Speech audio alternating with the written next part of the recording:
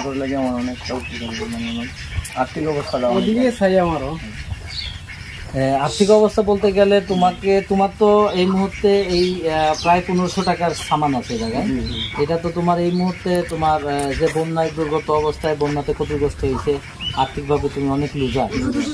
তোমার এই কিনে দেওয়াতে তোমার কতটুকু উপকার হইলো এটা আর কি বলতে আর কি। এটা আমার অনেক এটা বলার মতন অনেক উপকার যে মোটামুটি তোমার যতটুকু যাই হোক এটা দিয়ে তুমি সেট আপ করবা। আমি 2-1 দিন বাদে আবার আসবো, এসে আমি তুমি দেখবো তোমার এটা সেট আপ ঠিক আছে। সেট আপ করতে তো পারো, কিন্তু তোমার লাগে আমার অনেকটা উপকার মানে আমার আর্থিক অবস্থাটা ওদিকে চাই আমারও।